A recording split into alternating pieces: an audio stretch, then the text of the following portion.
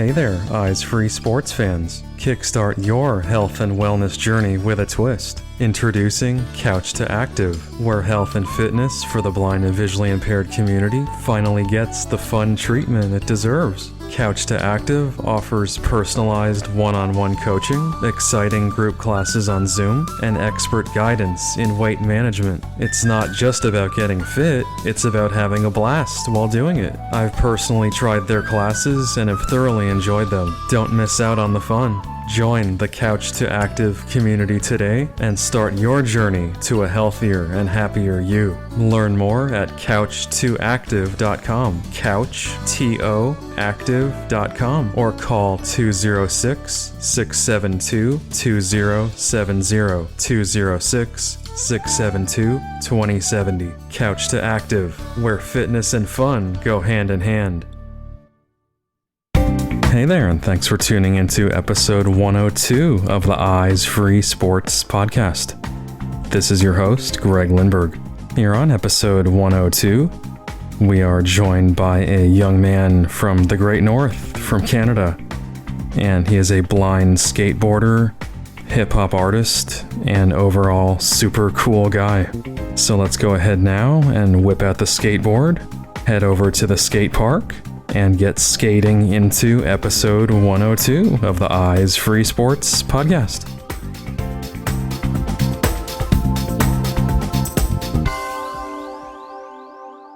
All right, so joining me here on this episode of the podcast is Brett Devloo, a.k.a. the Blind Kid. Brett, welcome to the podcast. Hey, thanks for having me. Absolutely. Thanks so much for taking the time to chat today. I know you have a really awesome story. You've already done some amazing things in your life. So super excited to get into it here. So why don't we kick things off just with your early years as far as where you were born and your childhood? I was born in Manitoba, a province in Canada, middle of the country, cold as heck.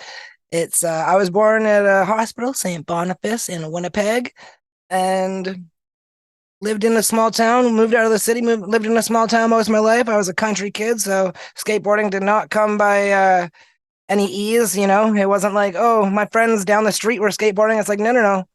We lived on gravel. I genuinely waited till the road froze to a sheet of ice and went out there because that was the closest thing I was going to get to concrete, and I skateboarded on that.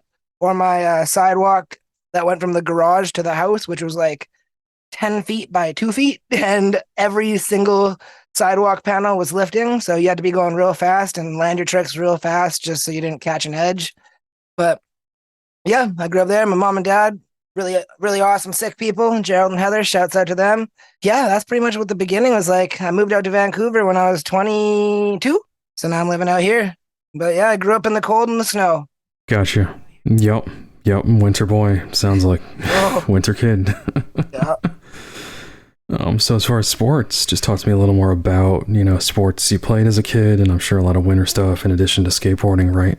Yeah, there was some snowboarding going on. I played hockey since I was probably six or seven, and did some summer sports too, like baseball. But I was a kid, I was always just put into sports from my parents. I never played soccer, but put into sports for my parents because their other kids are doing it and stuff like that. They're trying to get me friends and all that stuff. But I was never really one for the conformative team sports with the rules and all that. I always had my skateboard and it always made sense. And that's just me, though. I know there's other sports out there, even for blind people, that are like blind baseball, beat baseball and hockey and all that. But I've always just known that skateboarding is the one. That one makes sense. And I quit hockey when I was like maybe 15, but way before 15. Oh my goodness, probably like 11 or something like that. Maybe not way before, but I just remember not even being in hockey when I was in like middle school or high school, when all my buddies are like hockey bros, because that's pretty much all you are in Manitoba. You're a hockey bro, or you're a hockey bro. Not much else. Not much other choice you have. But when it comes to sports, yeah, it's just been skateboarding. That's been the constant my whole life. And I played basketball, played hockey, played baseball. All of them are just like, and I was never big enough for football. Gotcha. A little guy. And then, yo, how tall are you? Oh man, I'm 5'6". I'm a 5'6" giant. Five Nice. I six, and like I'm it. like, for the longest time, it's like 120 pounds soaking wet. But apparently, getting married, that's 30 pounds on you. True. If not more, you're lucky only 30. So far, it was only in July. Nice. Nice. My wife's a good cook. I can tell. Is she visually impaired as well? Or? No, no, she can see. She's fully sighted. I I'm the only blind one in my kind of circle that I see regularly or that I hang out with in person. I've got blind friends they're a little bit all over the map. I got friends all over America. They're visually impaired. Some in Texas, some in Iowa, some in California and Arizona. And I got like one blind friend in BC where I live now, but he's like 8 hours away because our provinces, you could fit like 8 states in one province. Wow. Yo. Except Yo. for Florida and California, you can fit like one of those. Sure. 'Cause they're big. So then, speaking of your blindness, your visual impairment, so it was a pretty sudden occurrence that you had in your life as far as going blind, right? Yeah, it was. It came extremely out of nowhere. I had no idea I was gonna go blind, and I was sitting in the middle of history class, writing the notes on the overhead, and if an overhead, like for the kids watching, it's like a projector but old. Um, and if you don't know, you gotta use dials on them to focus it, and that like turns the angle of the mirror and the position of the magnifying glass.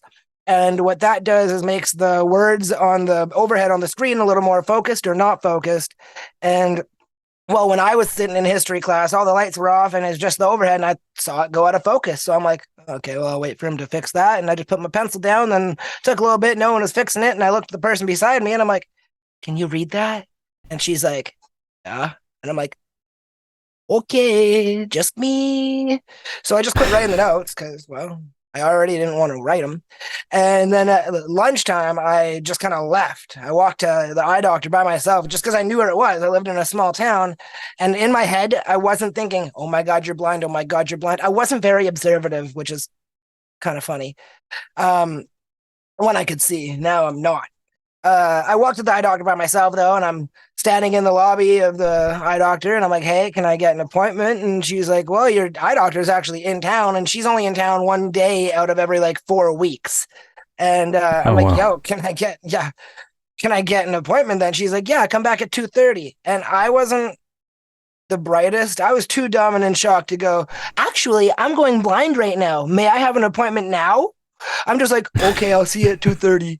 And I walked back to school, went into class. I had one of those notes. And like, you remember being in school and seeing the kids with the notes all the time. They're just like leaving class all the time. And it's like, oh man, I'm so jealous of that kid with the note. He's always out of class. Yeah, I wasn't jealous of the kid with the note anymore.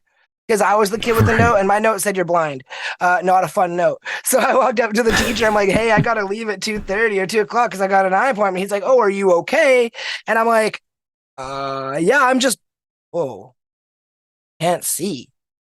And that's when it kind of hit me. He's like, "What? Are you all right?" I'm like, "Yeah, I gotta go." So I made it to the eye doctor. And at this point, I hadn't told anybody, even like not anybody, not even my mom. I didn't call anybody. You know what I mean? It was all happening so fast. So I walked back to the eye doctor and I'm like, "Hey, check me out." So we do all the tests, like everything from the little, how, hot air balloon at the end of the road thing that you look in the eye holes and see if you can see it. I couldn't see that.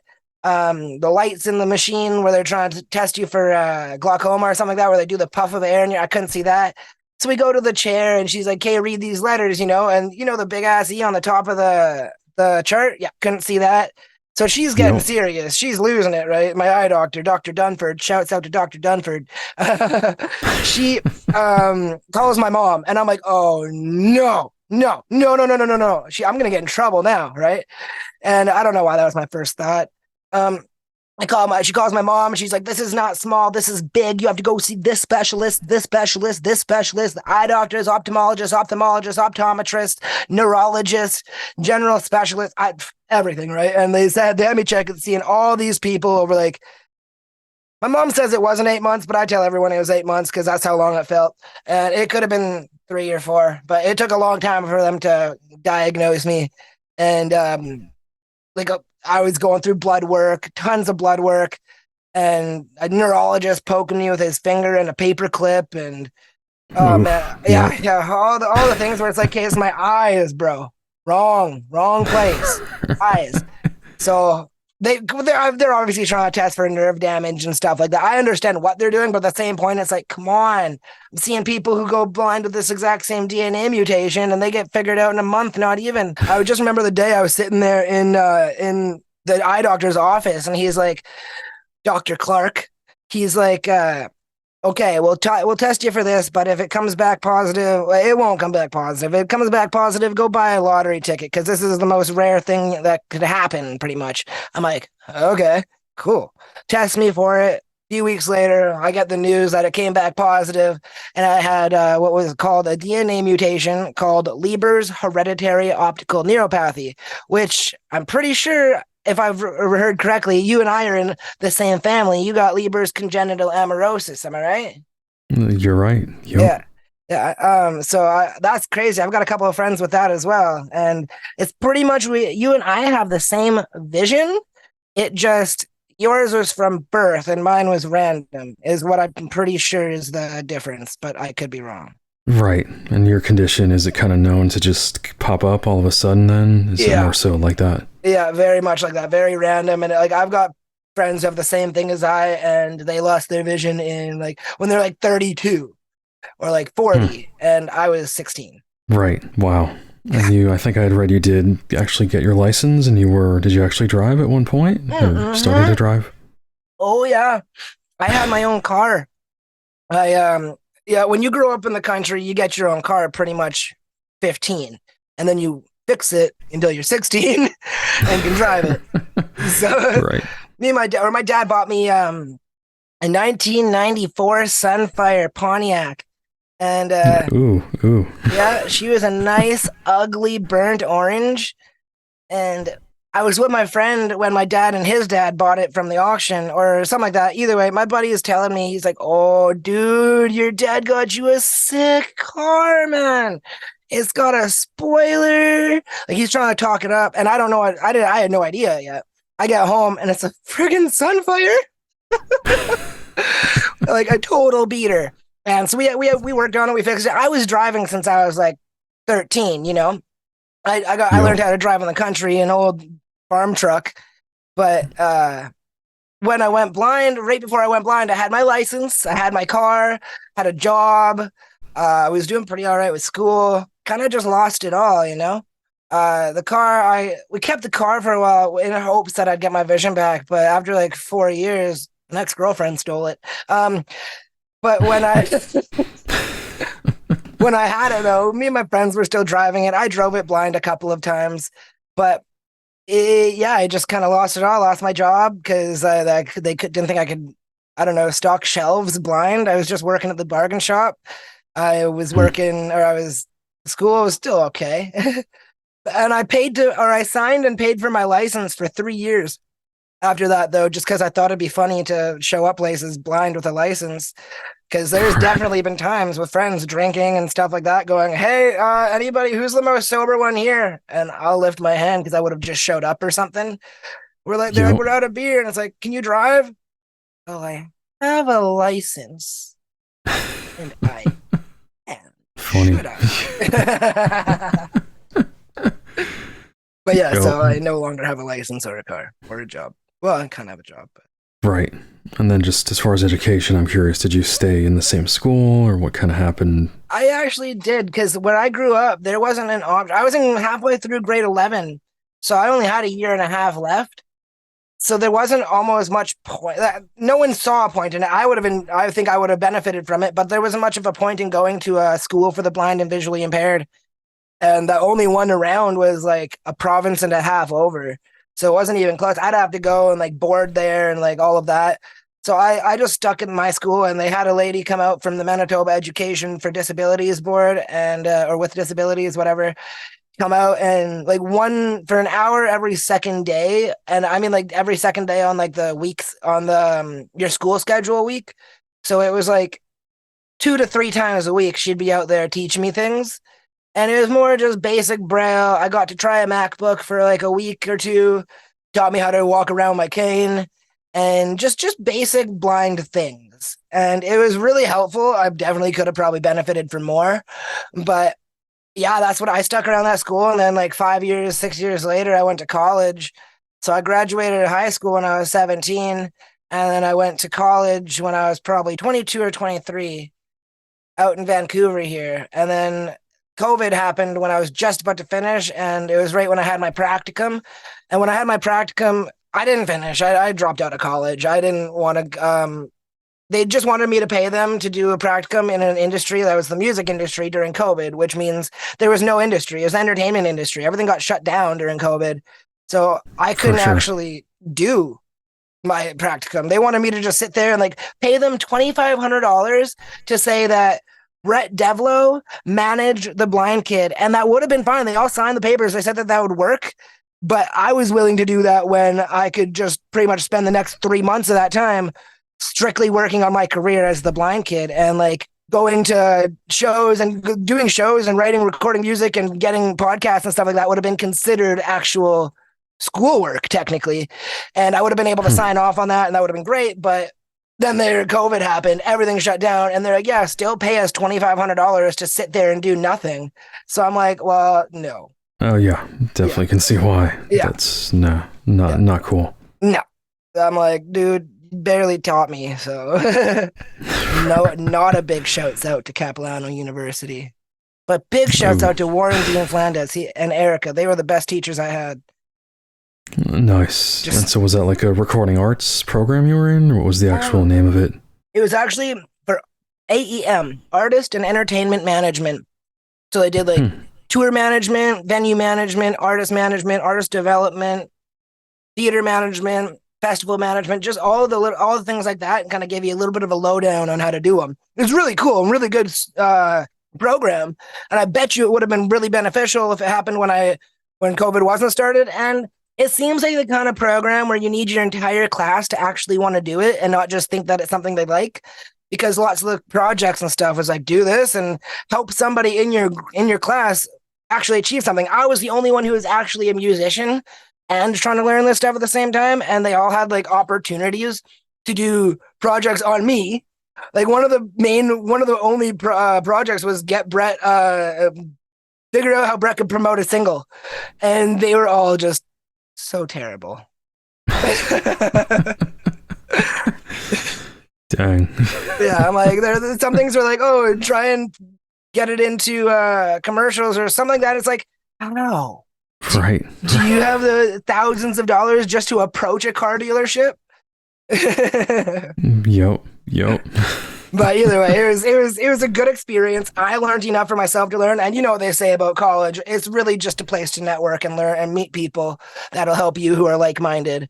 And I definitely did find some of them. True. Those connections. That's, really what it's all about. Yeah. And dorms were awesome. I think I did college right in the dorms, that's for sure.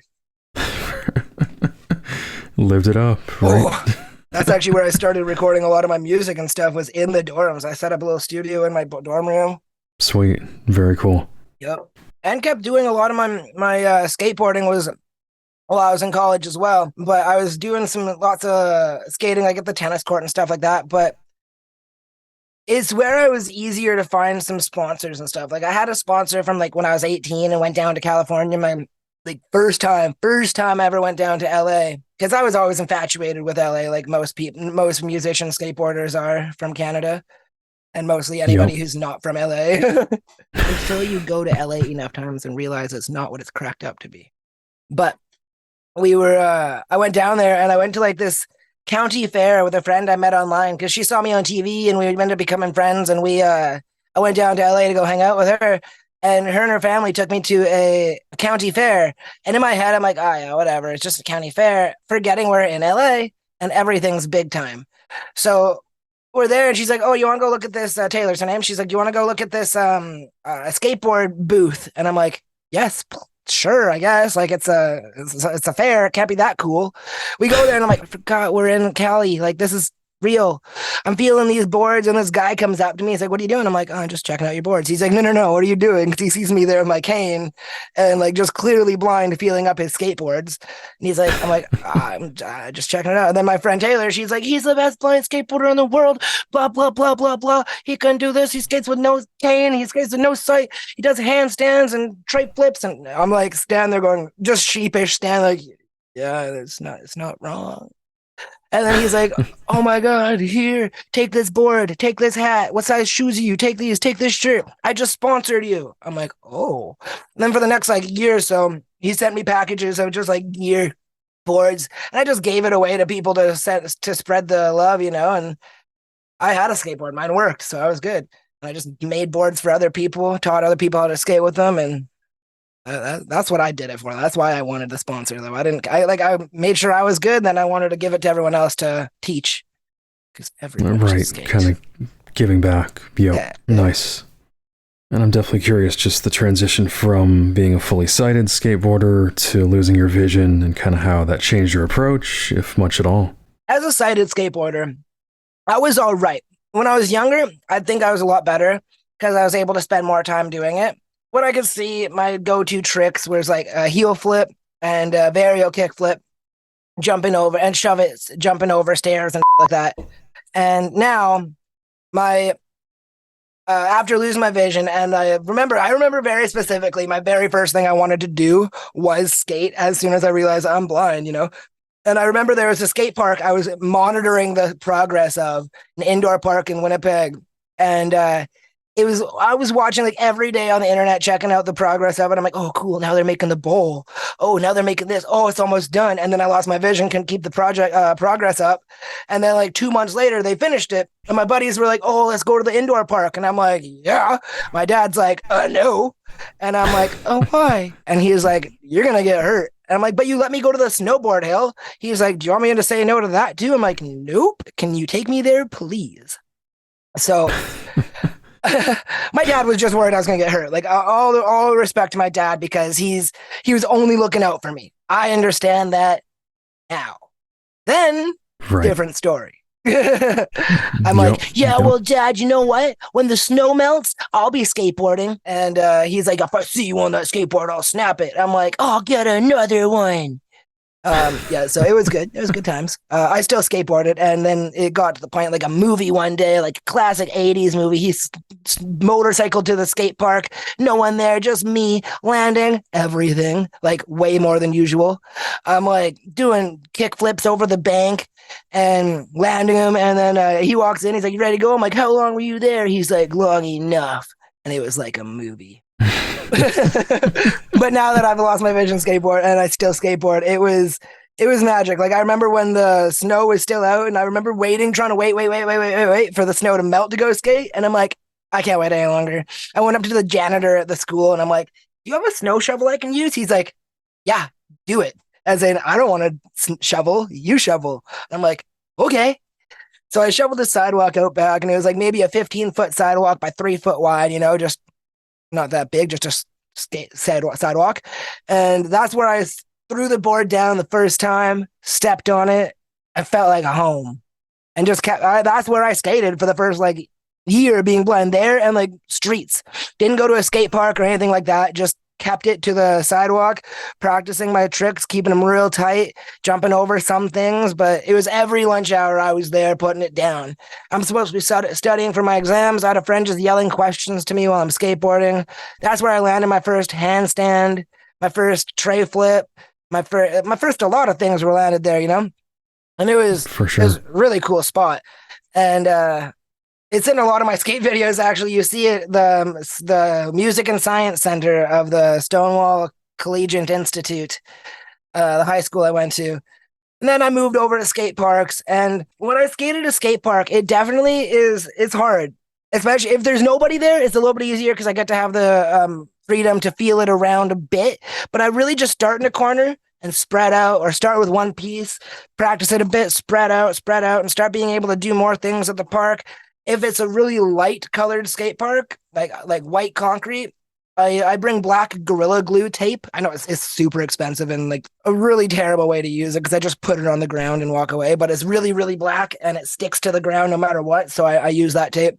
And I'll put like a line on like little checks almost on the hyphens, if you will, on the transitions from like, say if it's going to be a quarter pipe going up, so right on the bottom I'll put a line, and maybe at the top by the coping I'll put a line, and on the edges where I shouldn't go too far left or too far right, put a line, and it's just for the last second when my vision will catch it, and then I have to have really quick reflexes and just use that last second. Okay, there's a mark. Okay, bend knees. Okay, you're going up the quarter pipe. Okay, coping. Okay, come back down and stay in between the other two lines. And I got to do that for anything I'm doing at the park, whether it be stairs. And if I don't have that, I'll just throw my backpack and my other shoes down and just like make it as little markers. I like to have as much markers as I can and just pretty much skateboard matrix style, go between the lines, or Tron, I guess. I don't know. But it's when I just use my skate on my backpack or my shoes, that's always worked for me as well. But it's pretty much just the biggest amount of contrast. I don't usually use anything audible because that just throws me off. Yeah, I'm actually going to be hopefully helping build a indoor skate park soon that I get to make sure it's all accessible and contrasty. But that's pretty much how it goes with me skateboarding. I can still jump over stairs. I still love doing that. There's one skate video where I just was skating almost every day of the summer and I got so ballsy. I did a 6-foot spine transfer over a volcano, which is like something if I could see, I'd just skate by and laugh at why they'd even put it at a skate park. And one time I'm blind to the park and I felt it and I'm like, I could probably do that. I back up and I yell at my friend, I'm like, film this. And I jump on my board, or I jump on my board and almost make it over it. I'm like, oh, I could definitely do that. And I do it again. I clear it, I land it, and I grab my board in the air and like did a trick and I landed it. We got it on video and it's in my skate video. And let me tell you, has not gotten the true amount of love it deserves. Just that clip. I don't care about the rest of the video. It's got a decent amount of views, like 10,000 views, but that clip deserves more love in my opinion.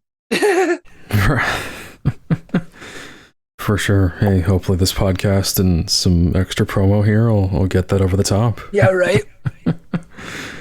I know you did mention that you pretty much don't use a cane. Have you ever tried using your cane to skate? When I skate, I've used it sometimes, but I don't like to, purely because in my own head, I know that it's technically showboating. It's not like I don't need it. It does like only when I skate. And it's not because I've got enough vision. It's purely because that's just not my style. That's not how I do it. Like I definitely am not sighted enough because I'm 98% blind. I'm not sighted enough to see like where edges are or anything like that. I'm going to run into stuff and that's a fact. But I would rather do that without a cane than with it. Just because, like, I don't know, a cane's just going to I'm going to crash into something that's going to jab me even harder.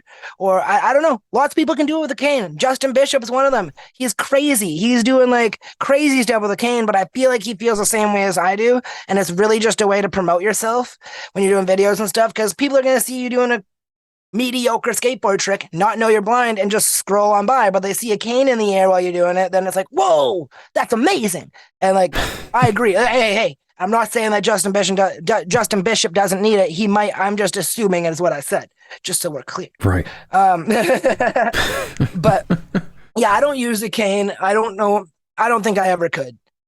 If it ever comes down to that, then I'll just stick to mini pipes and half pipes so I can't get lost. That's my opinion on that. Gotcha. Yeah. One thing that was really cool is when I was skateboarding when I was like, I don't know, 20. Something like that. I'm not sure how old I was, but I was skateboarding and I was working on laser flips and I landed a couple laser flips over the bank and that got somehow purely by word of mouth, which is the coolest part. It wasn't anything by social media or any of that. Purely word of mouth made it to Tony Hawk and he was coming to my city the next day and a buddy of mine who was at the skate park with me ran into him at the airport. And instead of talking about himself or anything, just like, dude, my blind friend I met yesterday just did this laser flip. And then I ended up meeting Tony Hawk the next day at his meet and greet. And I walk up, I'm like, hey, Tony, I'm Brett the blind kid, whatever, right? And then he just goes, wait, you're the blind dude that can land laser flips, right? I'm like, oh. And I gave him a t-shirt, like a TBK shirt. We got We got a picture, and it was like for a Quicksilver thing. I'm pretty sure a sports check, and I just got him to hold my shirt up in front of him for the picture. Yep. And very cool. Yeah, that was really cool, and he was really nice. And then I got to skateboard. I was skateboarding in the parking lot before he did his big vert show kind of thing, a big half pipe in the parking lot. And he was skateboarding on. I got to be in the VIP part, and it was just so cool. Such a cool experience. That's awesome. And once again, like you said earlier, connections. You never know where connections might lead, right?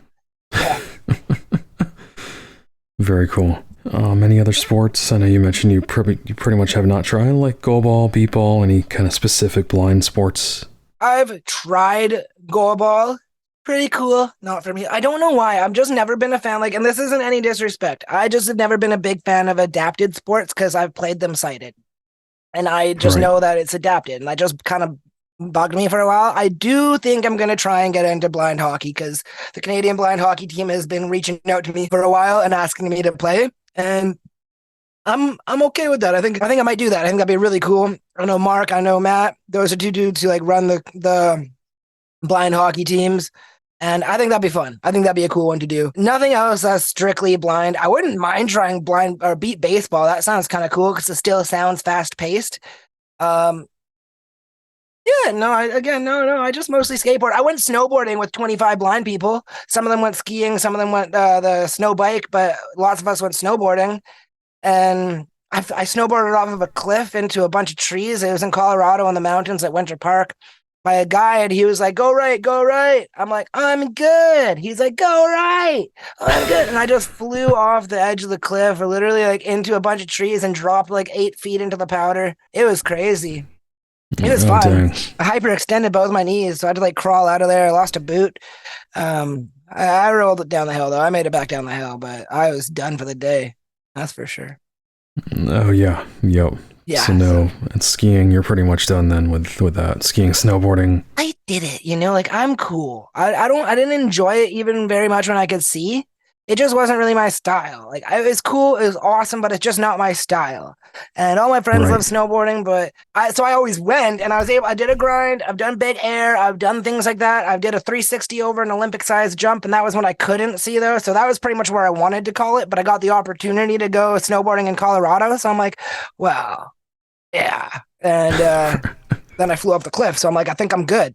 Yeah. Yeah, I'm calling it there. Broke my jaw, broke my nose, and all that crazy stuff. Skateboarding, but you can't tear me away from it. But snowboarding, that was one that wasn't painful to quit. Right. And obviously, you got to be in certain environments, have enough snow. Versus skateboarding is a little more flexible, I'm sure, as far as when you can do it and where. Definitely can be. Like you'd be hard pressed to find an indoor snowboard park, But I do live in Vancouver, which is right beside 3 mountains. So like or 4 mountains or something like that. So Yo. I'm good though. I'm good on that. I go to the arcade for my basketball fix. Nice. Yep. Yeah. So what about you?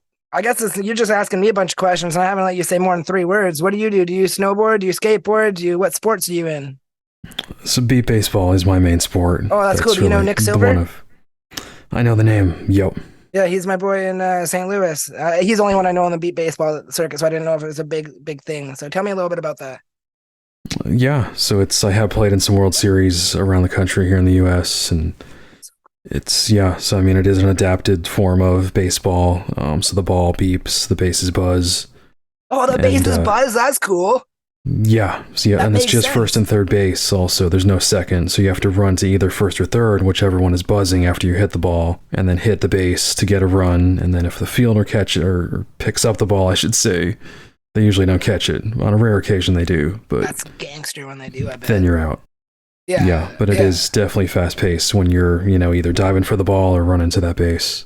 That's so cool, and you actually have to hit the ball while it's flying at you. Like, that's how that part works. Oh, yeah. Okay, that's cool. That's cool. Yeah. Is the pitcher sighted? Yes. Okay. Although there have been some visually impaired ones. Well, it's a good question because, I know a lot of blind people that be like, no, I can do it. I'm independent. Then it's like, yeah, that's another walk. Yeah, that's another walk. And another walk. Their shoulder's okay. Yeah. Incredible. Yeah, there have been some cases of some visually impaired, and they do have enough usable vision Yeah, you'd have to pitch, accurately enough. So kind of like with blind hockey, you got to have the goalies are blacked out masks, but the centers and right wing, left wing are more like the offense are more like more sighted kind of thing. Yeah, yeah. exactly. Yep. That's cool. But yeah, there is a team. I don't know if they're still around, but the Toronto Blind Jays have sometimes played in the World Series. That makes sense. I like that name, but yeah, no, that's very, very far from me. That's closer to where I used to live, but still quite a bit further from me. Sure. Yeah. As far as BC and that area there, I'm not really sure, but BC is pretty much California. Like if you're gonna picture where you are to where I am, imagine where you are to California, and I'm straight north. Gotcha. That's a complete hike. West Coast. So, yeah, like I can go to the ocean. That's how close I am to the West Coast. I'm on it. Right. And then Toronto is right in the middle, so that'd be like further east than North Dakota. I'm just going with the places I remember. So like I used to live right above North Dakota, and then whatever is east of that is closer to Toronto. I see. Gotcha. Yeah, so honestly, you're probably closer to Toronto than I am. Crazy to think, but I think you're right. Yeah. And then all of that kind of just turned into me not liking team sports, so doing it all by myself and with skateboarding. And then that's what moved into music, because hip hop and skateboarding hand in hand. For sure. Yeah. And great transition. Definitely want to, just talk to you initially here about like your inspiration behind getting into music and rapping, and what age would you say you kind of, found that niche? Music kind of came like I loved attention, Kayla. I'm not going to lie to you. I love attention. And even when I when I went out of high school, when I was in high school, but after I went blind, I started doing motivational speaking. That's where I learned I love the crowd. I do it for high schools and stuff. Like I'd have 500 people while I was in between my own classes, and I had to go back to my school. But that was amazing. And that's where I learned that I love crowds. So that's the inspiration for that. After that, after the crowds and me knowing I want to perform something, it was emotions. I know it sounds super corny, but and how it always starts with a girl or something like that and a heartbreak. But I was just sitting there freestyling with a friend one time, and I didn't even know that freestyling was a thing. I just was so pent up with emotions. I just started saying words that rhymed and were in a row and had a little bit of a melody to it. And he's like, "Oh, what song was that?" And I'm like, "What?" He's like, "Yeah, you got to focus on that, I think." So it jumped forward a few years. I just loved music, was studying it kind of thing. Not like studying it, like learning it. I just mean like listening to a lot of it, figuring out how the vocals work, how people say things, why it works, why it sounds good. And then just really got into making my own music, trying to just write verses. Met a couple people here and there and made songs with them. They taught me a couple things. Like I just learned a lot in the beginning through a friend, Nucky JMC. He taught me a bunch of stuff. We used to just kind of sit in the garage together and throw beats on through a broken speaker and just freestyle to that. I recorded some things, but then I came out to Vancouver, or I moved out to Kamloops, which is in the middle of BC. Went to Vancouver, record a couple of songs with just random people, really. Made it back to Winnipeg for a concert. Ended up meeting this dude who was opening up for the guy I came back to Winnipeg for the concert for. He ends up being a producer named Sketch Williams. Him and I and my buddy Brock at the time started making a ton of music together, made an album. Day we finished the album, Sketch comes up and he's like, "Get in the car, boys, we're going on tour." And we ended up having like 3 or 4 or 5 shows booked. And that's when I got the real bug for just wanting to do music that way. And whether it was recording, whether it was performing, anything, I just loved it. And so the inspiration just came from that. And I just kept making music, dude. You couldn't keep me away from just lyrics is all I loved. And I met a lot of people out here in BC that were like-minded, so we started doing that. I couldn't do it in Manitoba anymore. I stayed there for a few years, but I'm not gonna lie, I lived in Winnipeg, and if you're not making gangster rap, you shouldn't be on a stage, was the mentality. And I'm gonna tell you right now, Greg, I wasn't making gangster rap. I made songs for the ladies. And that's just kind of how I always have been, It's all about love and skateboarding. Great pairing, great marriage, right? Yeah, exactly. And My buddy asked me one time, told me, he's like, ask me why I make music. I'm like, why do you make music? He's like, for the ladies. And ever since then, I'm like, okay, cool. Now I don't feel so stupid. Because when I was in Winnipeg, again, everyone just loved making gangster music. And I'm like, I can't vibe with this. I got on a couple stages, but it got to the point where they didn't like me at the shows because people were leaving after I got off the stage. And it's because they were fulfilled or they didn't think there was going to be any more gangster rap. So either way, I didn't get put on too many shows after that. So I moved out to BC, started doing more shows, ended up making my first solo single called By the Ocean. And it was literally about my first time in California, that one I told you about where I was with Taylor. And we were, I just told my whole story. About going to Santa Monica, about being in Venice Beach, Cali Strong, the skate company, the county fair, all that. Just told my whole story. And about my first time. Ironically, though, I wrote it in Nova Scotia, which is the east coast of Canada. I recorded it in Vancouver, and I shot the music video in LA. And it came out August 21st, 2018. And that was my first solo single. And like before it came out, I sent it to a couple of my sponsors I was working with at the time. Like I had a smartwatch sponsor called Sunu Watch, and it's a watch for blind people that does everything haptically. Pretty cool concept. I did have one at one point. Oh, did you? Yep. Yeah, it was did you get pretty it through neat. Marco, or did you buy it? I got it as a gift, so I think directly through the company. Oh, that's so cool. Yeah, so those are my guys. And I did my music video and a commercial for them on the same weekend. And anyways, I sent it to him and a couple other people. He texted me back immediately, hey, can I send this to people? I'm like, it's my first song. I don't care. Yeah, sure. And he sends it to, he emails me again, and he's like, can I give Stevie Wonder's producer your phone number? And I'm like, yeah. And I was in LA at the time, I'm pretty sure that happened. And I'm like, yeah. And he's like, okay, cool. And then like 20 minutes later, I get a call from Stevie's producer. He's like, hey, how's it going? It's Lamar. I'm like, good, what's up? He's like, this is Stevie Wonder's producer. I'm like, okay. Yeah. He's like, do you, Stevie heard your song and says he wants me to do a project with you. You want to do a project with me? I'm like, yeah. So we ended up doing, I ended up flying back down there about a year later to work on a few songs. We ended up doing a few songs. And then COVID happened again. I was going to go back there, but then COVID happened and I had to fly back a little while later. And in all this time, I'm doing shows all over Vancouver, and I'm just recording songs with my friends, having fun. I'm not blowing up. I'm not doing anything. None of that's happening. Still haven't. Woohoo!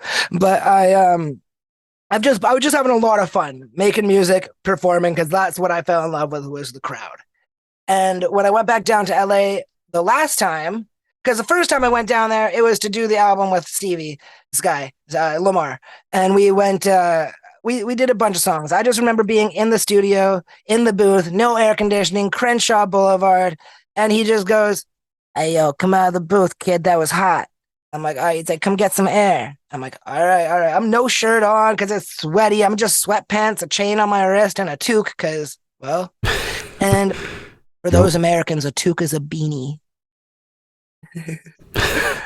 And then I walk out of the booth, and I get into the studio room, and it's hotboxed, which means he was smoking cannabis until there's nothing left in the room but smoke. No more air. And which is what he said, come out and get some air. But I come out, he's like, hey, hit some of this and sit down and listen to what you did. And I'm like, okay. So we do that. We listen to it. It was so cool. And that song is now coming out next month, but I think it might be a month away from today. If today's the 15th. I think it might be the 15th. Yeah, so I did that song. I did like 2 or 3 more songs the first time I was down there. Some of them half finished. I came back down this time, like last year. I stayed down for like a month and a half, and it was, oh my God, it was a journey. I'm not gonna lie. We got scammed out of an Airbnb thing. Not Airbnb, but like we tried to rent an apartment for a month. Got scammed out of that for $5,000. Yep, that was a good start. Went down there, and that was a dope place on Venice Beach, hot tub, and enough beds to fit everyone coming. Yeah, we had to get downgraded as of the day before we left to a place in Inglewood for $6,500. And if you don't know LA, Venice Beach is a much nicer place than Inglewood. And so we stay in Inglewood, and this place had much less beds. We had three places to sleep instead of like five. So I'm sharing a bed. The two other dudes are sharing a bed, and one dude on the couch.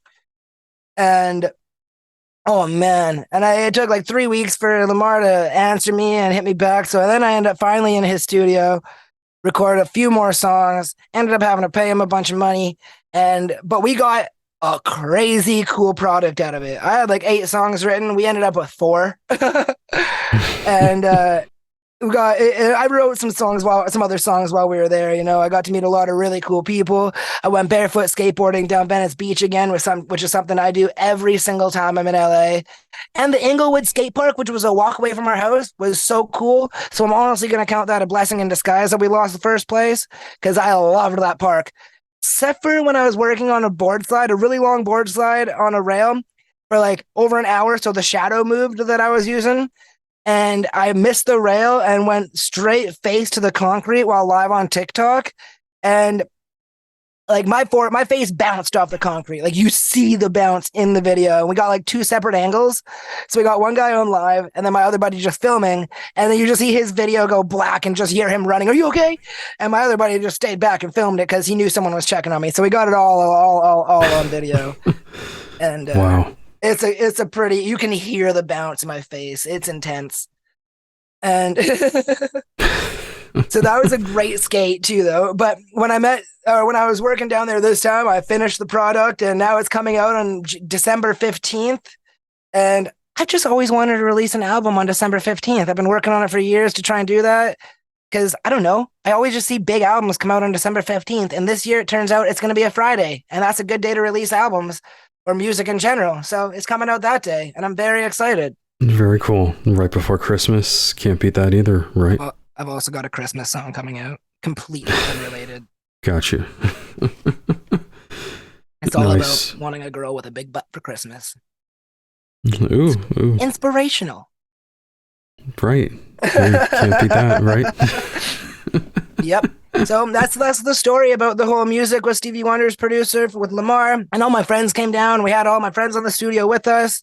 I was really cool experience because I got to like be like, you know what? I don't want to sing this hook. You guys sing it. And like they did. And like, I can't play this guitar. You do it. Just things like that. It was really neat. Got to be a collaborative unit and turned into this really nice R&B hip hop style track or EP. And it's all clean. It's all very radio. And I got it mixed and mastered by Motorhead's engineer. His name's Renee. He's my boy. He lives here in Vancouver, but he is like worldwide. It was just a really cool process to finally have something like, even if it is the last thing I ever put out, which I don't think it will be, but I'm just saying, like, if it was to be, I would be proud of it. And that's a cool thing to think of because not many people are happy with their music when they're done with it. For sure. Yep. Should have done this, should have done that. Yeah. But it's in the moment. You did your best, right? Yep. Yeah. But now it's kind of resorted back to like, I do things backwards. All right. I went all the way from starting to make music and jumping right to a nice producer, then jumping straight to working with Stevie Wonder's producer to now I'm recording in my closet, which is usually how people start. I literally skipped the closet thing and went straight to like everything else. And then now I'm back in the closet. That sounds terrible. I'm trapped in the closet like R. Kelly. I'm kidding. I'm not. So I'm back recording in a booth I made out of my closet. And like, I literally just have the corner padded out with acoustic paneling, a shower rod across the door with a blanket hanging on it and some LED strips. Like I went right back to like the beginning. You never know. Yep.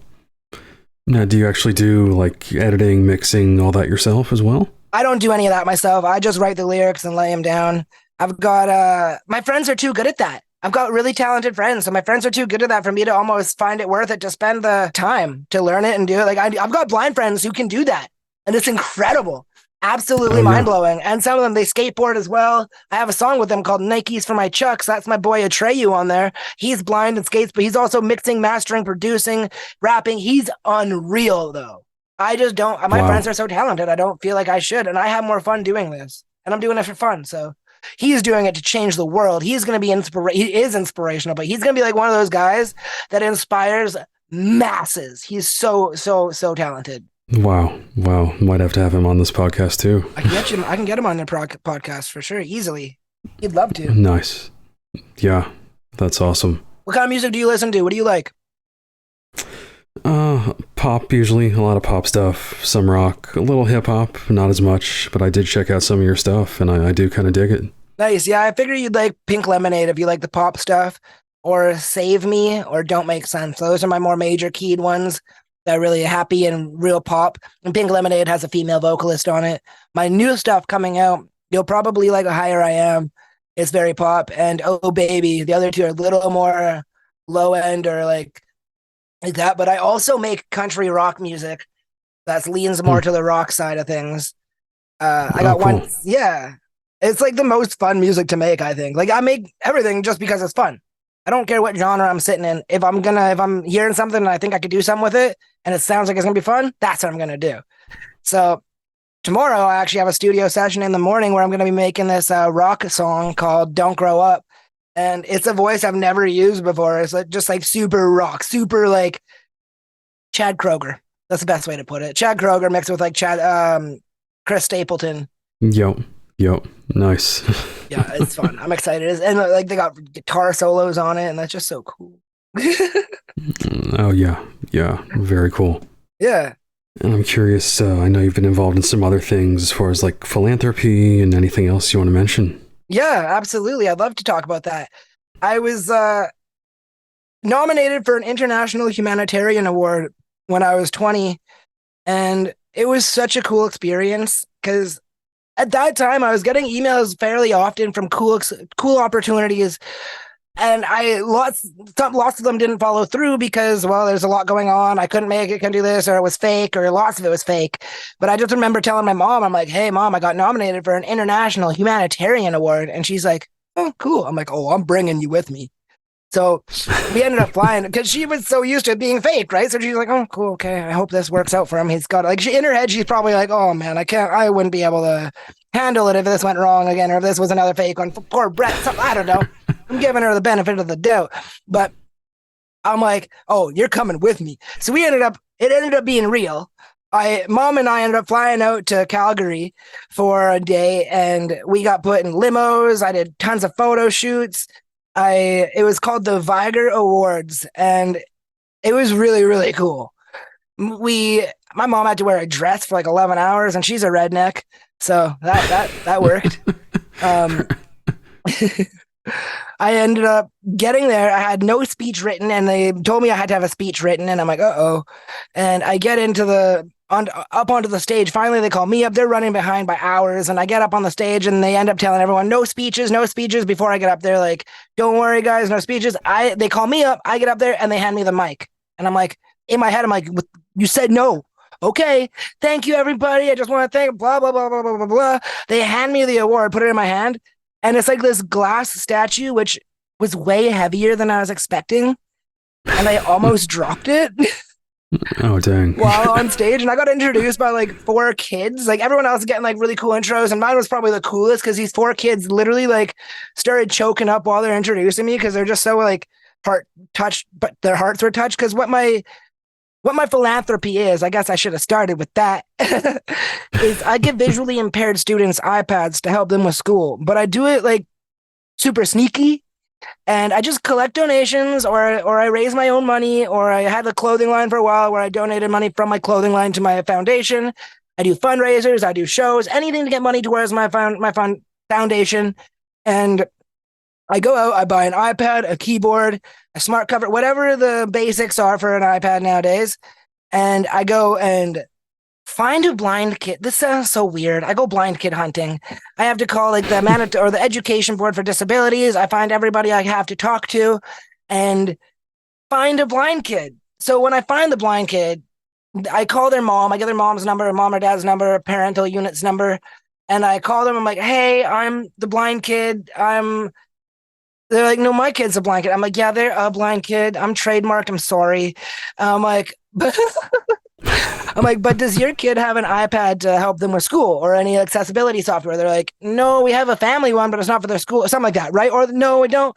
I try to find somebody who's been in a similar situation as myself, blind around their teenage years, and in a lower, maybe not that well off, can't really afford everything the kid wants to or can help them with anything like that. So I'm just like, okay, don't tell them, but I'm going to give them one tomorrow. And then I call the school. I make sure I can get into the school. Like they'll let me into the class. I go to the class and I just knock on the door. I ask for the kid, like, hey, is this person here? I'm like, they're like, yeah. I'm like, where are you? I walk back to them. I give them an iPad and all this stuff. I'm like, hey, this is for you to help you with school. I got to go. And then I just split. Like I just leave. And that's how I do it. And they're very self-explanatory, and they've got TAs and EAs that'll help them how to use it. I tell the TAs how to use it too sometimes, but that's kind of how it goes. I just do that and I leave. And I'm not going to lie to you, Greg. I think over the next few times I do this, I'm going to dress up in like a clown costume or a mime costume or one of those big inflatable T-Rexes and just like walk in, give it to them and leave. So all of their friends have to be like, no, I swear to God, it was a giant dinosaur that blind that gave you that. Right. That's amazing. Yeah, that's how I do that. And then, so that's what the philanthropy is for. That's why the kids were kind of choking up while they were talking about giving me my intro. And I did that. I got a bunch of photo shoots with it. Me and my mom went back home, and now my trophy sits on my award sits on my mom's mantle. And I never got any awards or trophies or medals for any sports, but I sure as heck got that one. That's awesome. Yeah. Wow. And do you know, like, a count of how many iPads you've given out? Not as many as I would have liked so far, to be real. I wish it was more, but I took a little bit of a stint of not getting much donations and stuff like that. So right now I'm sitting at 4. But I have one in my room right now ready to give away. And this is what I mean by it's hard to go blind kid hunting. I've been calling. I got one lady looking for me. Her name is Peggy. Shouts out to Peggy. But I need to get this iPad out before it gets out of date, really. But yeah, so if you're from Vancouver and you're blind, call me. But yeah, so I'm looking for blind kids right now. And then as soon as that one gets out, I'm going to try to organize a fundraiser for like January or February and do a big old fundraiser, sports bar thing, have a door prize, maybe have a band or something, and just try and raise a bunch of money and buy more iPads and keep that going all year. I want to just try and get more iPads, get back. I'm getting back into motivational speaking. It's just, I was away from the school industry for a while, education industry for a while. Right. I'm sure COVID, had an effect on that, like sure everything did. else. It sure did. I can't just show up to somebody's house. Yep. Here's your iPad. Shh. I had to call your mom to see if I could come in. I gotta go. No, I don't want any coffee, thanks.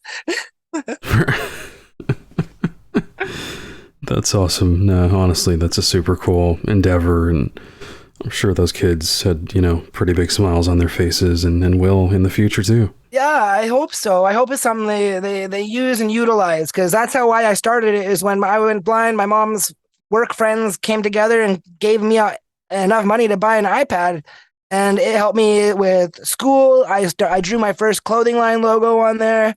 I wrote my first music on there. Like just everything. It changed who I was technically. It made me realize that I want to be a brand. I want to be able to share. I want to be a brand so I can have a voice, so I can help people. And right. This is how I help people. I do it my way, Frank Sinatra style. Exactly. Great quote. Great song. Yeah, he's wonderful. He's one of my favorites. Him and Mac Miller. Nice. Yeah, no, it's all about just helping people. And I know throughout my life, I'm supposed to have a voice and I'm supposed to do something with it. And I know lots of it has to do with just motivating. It's like, hey man, like I went blind at 16 right away, gone, done. And we still do it. We're still doing everything we can out here. And I just want that to be something that gets remembered or utilized by other blind people. And it's like, hey, dude, it sucks. No one likes the hand of cards they're dealt. Like, quick fact, no one gets a good hand of cards. It may look like people do, but they're hiding their bad cards. Like no one gets a good deal of cards. So you just got to love the cards you got and at least figure out how to use them. Great advice. Yep. That's Couldn't have said it better myself. Yeah. Awesome. All right. Well, to wrap up here, just wanted to give you the chance to mention your website, social media, how people can find your music. Anything else you want to mention? Oh, like hot ones. I got 30 seconds. Your camera's there, there, there, and there. Okay, cool. Oh God. My mouth is hot. Okay. So if you want to check out my YouTube channel, my Spotify, those two are TBK, The Blind Kid. Pretty much you look up The Blind Kid anywhere, you'll find me. Which I realize more often when I'm on like visually impaired people's things or I'm talking to blind people, I sound like such a dink when I'm like, oh yeah, I look up The Blind Kid. I'm blind too. Yeah, but I'm the. So, I feel like such a loser. So, but check out The Blind Kid TBK anywhere, Spotify, YouTube, Instagram, Brett the Blind Kid. On my website is theblindkidtbk.com. Yeah, I'm pretty sure that's it. Check out my Facebook page, Brett the Blind Kid Devloo, TikTok, The Blind Kid, Twitter, The Blind Kid. You'll find me anywhere, you know? Yeah, like it was on Twitter/X where you hit me up and made that connection. So really appreciate you reaching out. No, thank you for being there. This is amazing what you do. You get you pretty much make it so no one has to go to a motivational speech. You can just scroll through your podcast and just literally be motivated. Listen to all the people on here. Like, it's amazing. I listened to the dart throwers. That was sick. And the skiers. That was awesome. Like, you get amazing people on here. You do a great thing by getting people involved and connected and spreading people's story to the world that deserves to hear it, because you know what? There's a lot of bull out there right now. There's a lot of terrible, terrible things. I haven't been on Facebook in weeks because you can't open it without seeing something sad. I follow comedians on Twitter, and that's the only reason I keep that. You know, the world is not a great place right now, and you're doing a wonderful thing by making this available for people. So thank you. Hey, that means a lot, Brett. Really, really appreciate those words, man. And just wanted to thank you as well for coming on. This has been a ton of fun.